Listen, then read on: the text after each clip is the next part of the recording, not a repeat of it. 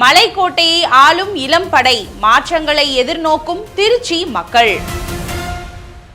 திருச்சி மாவட்ட நிர்வாகத்துல இப்போ அமைச்சர், ஆட்சியர், எஸ்பி, மாநகராட்சி ஆணையர் அப்படின்னு பல்வேறு முக்கிய பொறுப்புகள்ல இளம் வயதினர் பொறுப்பேற்றிருக்கிறது மக்கள் மத்தியில கவனத்தை ஈர்த்திருக்கு.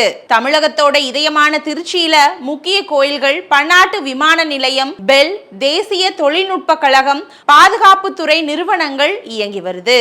முக்கியத்துவம் வாய்ந்த திருச்சி மாவட்டத்தோட புதிய ஆட்சியரா சமீபத்துல பிரதீக் தாயல் பொறுப்பேற்றாரு.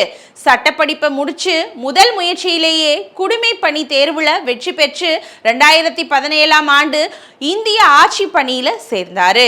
நிதித்துறை, பட்ஜெட் நிர்வாகத்துல பணியாற்றிய அனுபவத்தோட இப்போ 33 வயதுல திருச்சி மாவட்ட ஆட்சியரா பணியாற்றிட்டு வராரு. இதே போல திருச்சி மாநகராட்சி புதிய ஆணையரா நியமிக்கப்பட்டிருக்கிற வீர பிரதாப் சிங் மாநிலத்தோட இளம் IAS அதிகாரிகள்ல ஒருவர். இயந்திர பொறியியல் பட்டதாரியான இவரு 2019ஆம் ஆண்டு இந்திய ஆட்சி பணியில சேர்ந்து தலைமைச் செயலகத்துல துணை செயலாளராகவும் மேட்டூர், சேலம் உள்ளிட்ட மாவட்டங்கள்ல முக்கிய நிர்வாக பொறுப்புகளையும் வகித்து இப்போ 31 வயசுல திருச்சி மாநகராட்சி ஆணையரா பொறுப்பேற்றிருக்காரு. மத்திய மண்டல காவல்துறையில IPS அதிகாரி பிரவீன் உமேஷ் டோங்கரே 39 வயசுல திருச்சி மாவட்ட எஸ்பியா பொறுப்பேற்றிருக்காரு. மாவட்டத்தோட சட்டம் ஒழுங்கு, போக்குவரத்து மேலாண்மை, குற்றத்தடுப்பு உள்ளிட்ட முக்கிய சவால்களை கையாளும் பொறுப்புகளை மேற்கொண்டும் வராரு. மேலும் திருச்சி மாவட்ட வனத்துறையிலும் 2020ஆம் ஆண்டு முதல் இந்திய வனப்பணி அலுவலராக கிருத்திகா பணியாற்றிட்டு வராங்க. 33 வயதான இவங்க மாவட்டத்தோட வன வளங்கள் பாதுகாப்பு, மரக்கன்றுகள் நடும் திட்டங்கள், உயிரின வள மேலாண்மை, சுற்றுச்சூழல் பாதுகாப்பு நடவடிக்கைகள் உள்ளிட்ட பணிகளையும் முன்னெடுத்து வராங்க. நிர்வாக அமைப்புகள் மட்டும் இல்லாம அரசியல் தளத்திலும் திருச்சியில இளம் தலைமுறை முன்னணியில இருக்குது.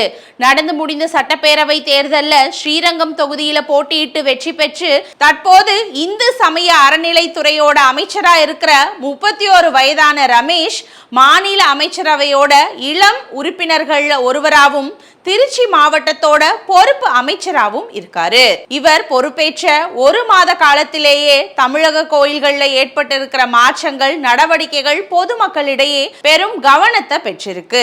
நகர்ப்புற விரிவாக்கம், போக்குவரத்து நெரிசல், குடிநீர் மேலாண்மை, சுற்றுச்சூழல் பாதுகாப்பு, முதலீடுகளை ஈர்த்தல், வேலை வாய்ப்புகளை உருவாக்குதல், சுற்றுலா மேம்பாடு, சட்டம் ஒழுங்கு பராமரிப்பு உள்ளிட்ட பல்வேறு துறைகள்ல திருச்சி அடுத்த சில ஆண்டுகள்ல முக்கிய முடிவுகளை எதிர்நோக்கி இருக்குது.